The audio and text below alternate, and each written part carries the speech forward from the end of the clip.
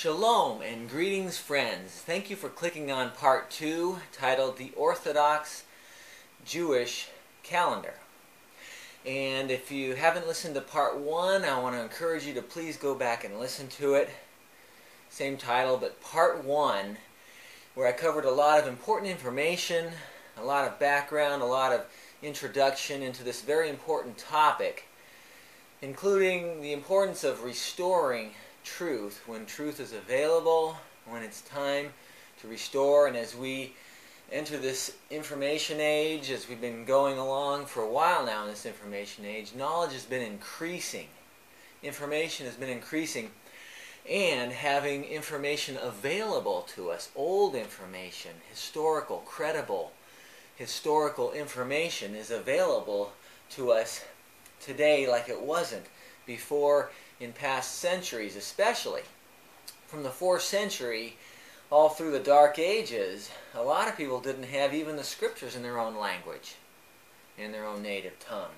In the early 1500s, it was finally the printing press and being translated into English and many languages through Europe, and there wasn't freedom to do that, and so as the freedom was being more allowed over here in the West, the Declaration of Independence and the free world, as we call it, the United States of America, paved the way for that, for the freedom of religion and even discrimination and so forth. We have been doing a lot to try to do that so that we can believe, so that we can do as we want to worship our Creator without persecution.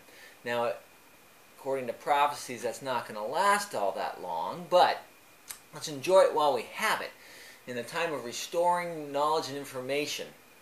And whether I'm speaking to you, whether you be an Orthodox Jewish rabbi, a leader, or a secular, or just a faithful Jewish believer in the Torah, or whether you're a Messianic believer or Hebrew roots, or even a Christian who's trying to keep the biblical Shabbats and holy days,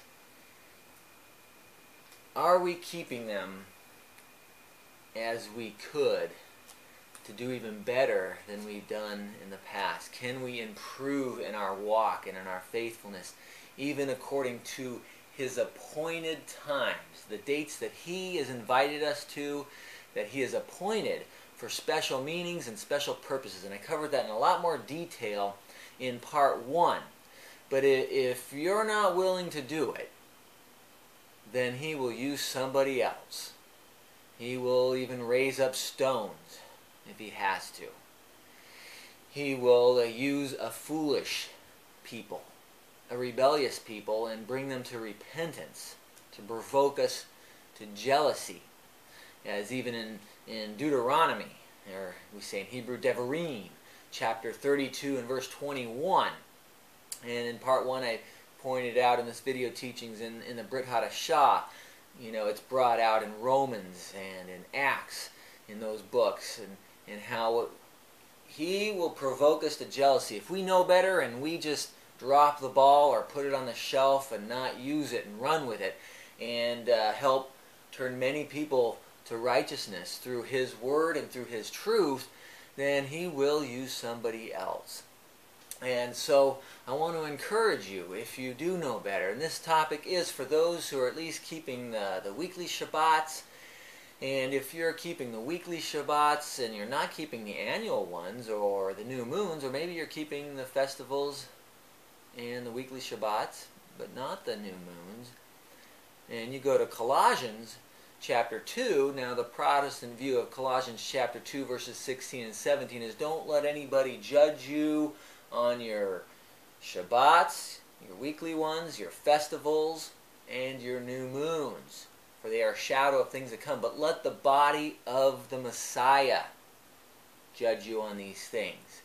And so the Protestant view is just do what's right in your own eyes, and He knows your heart, and that's just a-okay with Him. But those of us who are keeping at least one of those three, Well, you either got to do away with all three like the Protestants do, or you got to accept all three, that they all have meaning, a shadow of things to come. If I pointed out, if you want to know more detail about the biblical Creator's calendar, I have video teachings on that, and you could go to our website or just Google or search on YouTube for Creator's New Year calendar, or on our website Creator's Sacred Hebrew calendar on www.TorahTruthSeekers.org, not .com but .org. And so you can go there and find out more information, but I'm just getting to the differences in the modern Jewish calendar than what it was prior to the 4th century. And what I didn't expound upon clearly enough in part 1, and I want to just review that the modern Jewish calendar is a mathematical calendar, as I stated, and we're supposed to go by the lights in the firmament. And Hillel II, not Hillel I, but Hillel II in 358, 359 AD or CE, however you'd like to word that, is when he started using this mathematical calendar. Brilliant calendar, coming as close as he can to predicting future new moons and the lights in the firmament, but it started eliminating observation.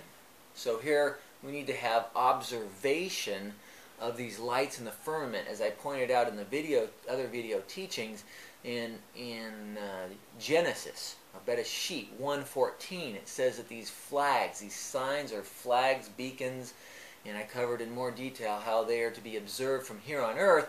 And as that became not utilized, the observation, because of the difficulty, they started changing other things like postponement rules, as I pointed out in part 1.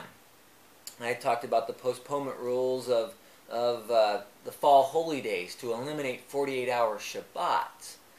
Now in part 1 I forgot to mention that there are 48-hour Shabbats in the spring holy days, because they're more unavoidable. There's the ones with the first and seventh day of unleavened bread. They can land on a Sunday or a Friday, and there's the weekly Shabbat to make that a 48-hour Shabbat. But in the fall holy days with Rosh Hashanah, as the Orthodox call it, it's really Yom Teruah, Feast of Trumpets, blowing shofars, and Day of Atonement, or we say Yom Kippur. Those are not to land on Friday, Sunday, or Wednesday, especially Rosh Hashanah, because that would affect Yom Kippur as well.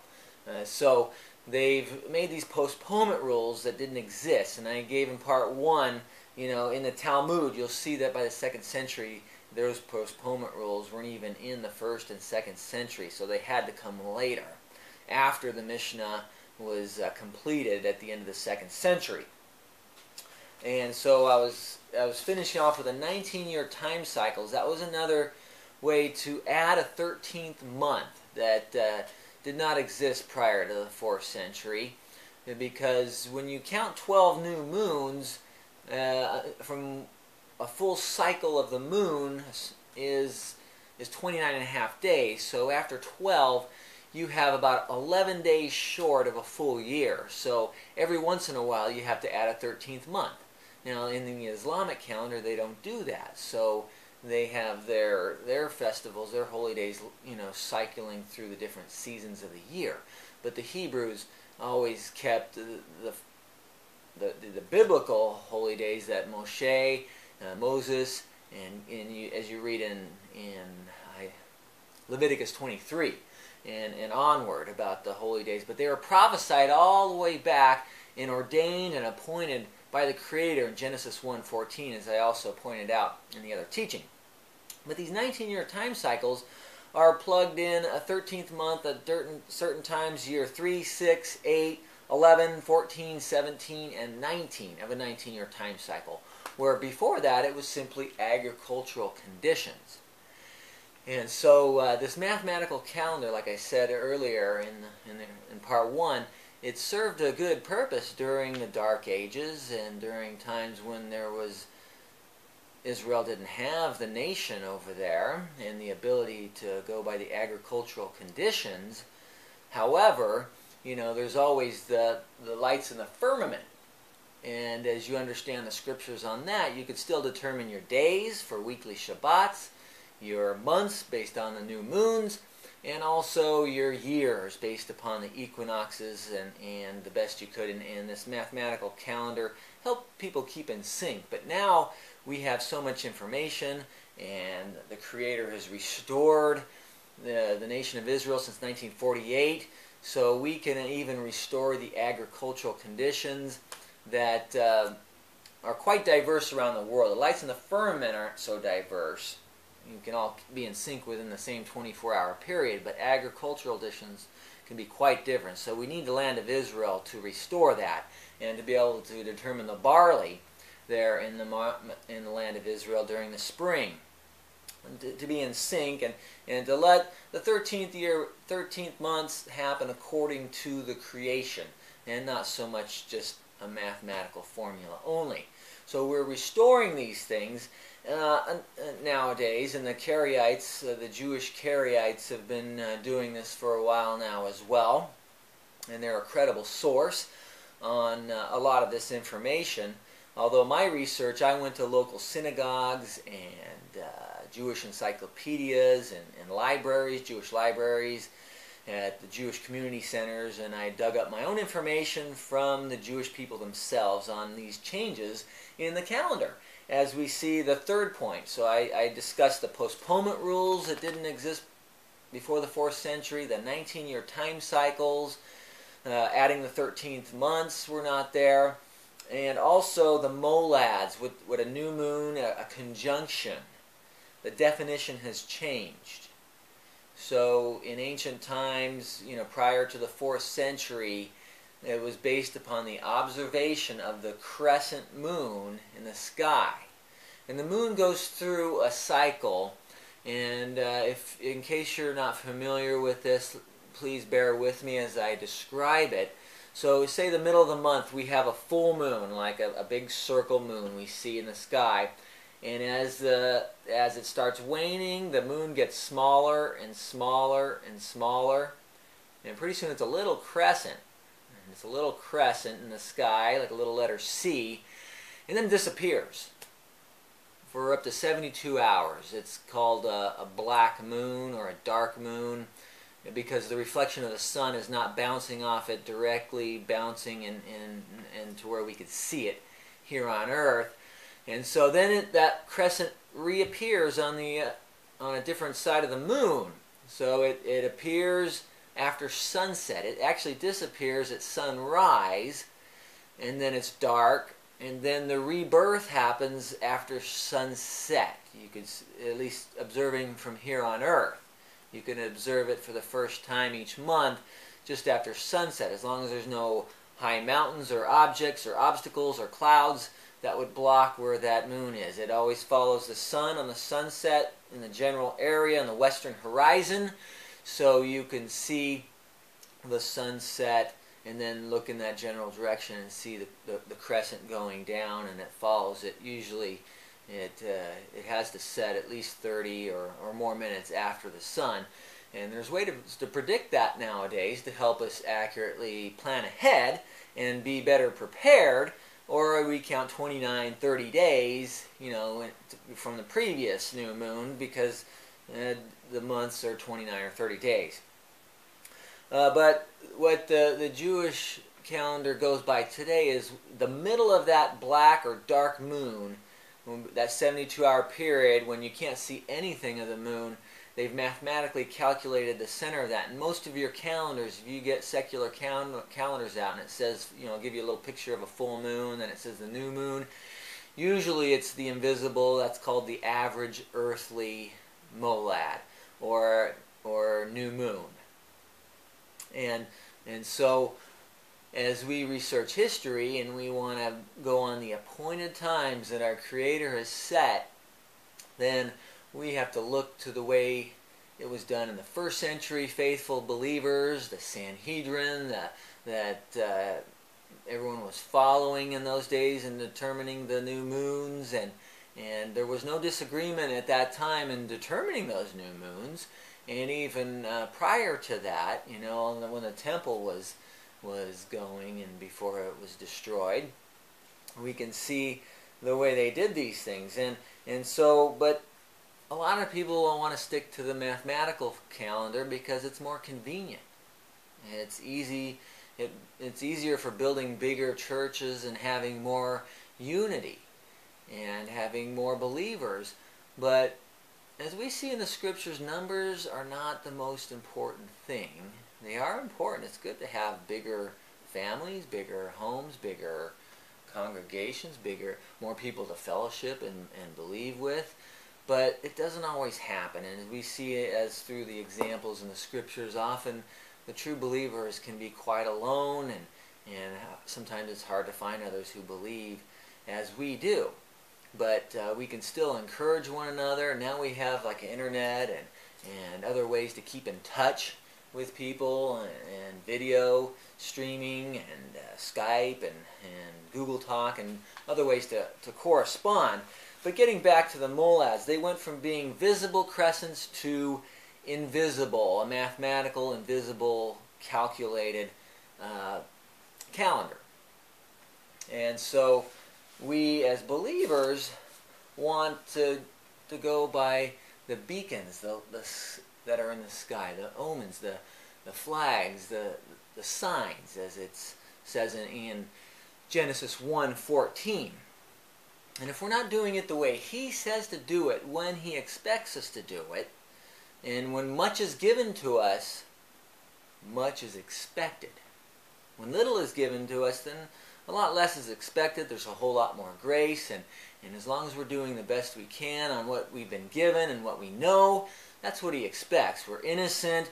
We don't know better on a lot of things, but as we do get to know better, He expects us to take bigger steps and bigger walks, longer walks with Him each day, deeper in a deeper relationship. And in those appointed times, and some people say, well, 1 or 2 days isn't a big deal, and whether it's Saturday or Sunday, or if it's an annual festival on a Wednesday or a Thursday, well, if we just have to be careful. We are not hypocritical. We need to be consistent with our faith and our walk. And we should not, be one wishy-washy and waving back and forth, tossed to and fro by just every wind of teaching and doctrine, but really study these things and prove these things and do what's right in our Creator's eyes, first and foremost. And He has a family. We all have a family to be a part of for all eternity. And that's what we're striving for. Not that we can earn salvation, not that we can work our way to earn it. It's we still need grace. We need our Savior to save us, and through the sacrifice of what we have. There was the physical sacrifices, but now we have the Mashiach, who has been sacrificed. The 62 weeks in Daniel chapter 9, the Messiah must be cut off after 62 weeks from the decree that was made to rebuild and restore the temple. You count that up, 62 times 7, and how many years that is from the decree that was given to Ezra and Nehemiah. You have about 30 A.D., give or take a couple years there. There's a lot of scholarly historical disagreement on which date is which, because it's difficult to do that through all the captivities and keeping track of time. And now we go by A.D. and C.E. or a Christian era, C.E. or B.C.E. and there's a lot of different viewpoints. And so being a year or two off can throw us off if we're trying to be exact, but we just know that there was only one Messiah at that time that was slain. That was right on the Passover, right on the Pesach, when the lambs were slain. And so let's go to Amos, though, because in Amos it says here, in Amos chapter 5, it seems like our Creator does not like these holy days. And a lot of Protestants will say, well, look, These holy days are no longer important, these festivals, these new moons. They'll say here where the Creator says in Amos chapter 5, I despise your feasts, and I do not savor your sacred assemblies. Through you offer me burnt offerings, and your grain offerings I will not accept them, nor will I regard your fatted peace offerings. Take away from me the noise of your songs. He doesn't even like the noise of the songs on these feast days. Now, whose feast days? He says, for I do not even hear the melody of your stringed instruments. Now, he's saying your feasts. He's not saying, you go back to Leviticus chapter 23, and he says, these are my feast days. They're not Jewish, they're not Israeli, they are mine, the Creator says. And he shared it with his firstborn. And he made a perpetual covenant later on. He says this is a perpetual covenant. Not just part of the Sinai covenant, but another perpetual covenant that is to be a part of future covenants. And I have a teaching on that, the unknown perpetual covenant you could search for. But, this is talking about Israel changing. Wanting to modify and go against what the Creator has said and come up with a better feast days, maybe slightly changing it, mixing idolatry or pagan practices. There's a lot of different things that they were doing back then. In fact, we can go back to Isaiah. In Isaiah chapter 1 and verses 13 through 16. It says, bring no more futile sacrifices. Incense is an abomination to me. Now he commanded these things, of course, but what were they doing with these? And he says, the new moons and the Sabbaths, the Shabbats, and the calling of assemblies, I cannot endure iniquity and the sacred meeting. So there's obviously iniquity involved with it. It's not his, like he says. They are making his feast days impure. They're changing things, modifying things a little bit. Here's our Creator saying, not even Israel has authority to do that. Not the rabbinical leaders do not have authority to do that. He says, your new moons and your appointed feasts my soul hates. They are a trouble to me. I am weary of bearing them. When you spread out your hands, I will hide my eyes from you. Even though you make many prayers, I will not hear. Your hands are full of blood. Even with holocausts and things that have come, and many people wonder, why isn't he hearing me? Why isn't he saving? He's allowing horrible things to happen to us. Well, he's warned us. It's because we are trying to do what's right in our own eyes and not what's right in his eyes. He's got appointed times for us. Dates that he has invited you to every year. Rehearsals of a future wedding for you to be a part of. He wants you there in rehearsal as well, not just to show up at the last minute undressed, unprepared. He has these things. He says, wash yourselves, make yourselves clean, verse 16. Put away the evil of your doings from before my eyes and cease to do evil. Do what is good. And so that's what this message is about, trying to restore what is good, what he has appointed, what he has ordained. In Psalms 104, he says that the moon was created for the Moedims. We are to look to the moon, not just a mathematical calendar, not just a pocketbook calendar. But he wants us to get out there and be a part of the creation, to look what he has created and designed to help us to tell time. It's reliable. And it's something we can rely on. And if it's cloudy or we're in a bad location, we can rely on another location. And if we have access to what's happening on in Jerusalem, that's good too. Especially if we can't see or observe because of obstacles or difficulties locally. We have to do what we can based upon the Scriptures and try to fulfill them out of love and devotion to become like him. And understand he rested on the seventh day, and so we're doing the weekly ones. But what about the other ones He's wanting us to do? And He's commanding us to do when He says to do them. Now notice back in Hosea chapter 4 and verse 6, it says, "My people are destroyed for lack of knowledge, because you have rejected knowledge." Now, are you going to reject this knowledge that's being presented to you? "Because you have rejected knowledge, I will also reject you from being priests for me," for Him. "Because you have forgotten the Torah, the law of your Creator, I will also forget your children." So these things have been forgotten because they've been changed. They have been forgotten because they didn't teach it to the future generations. But now the information is there. And those of you who have seen that movie, The Untouchables, where Kevin Costner plays Elliot Ness, and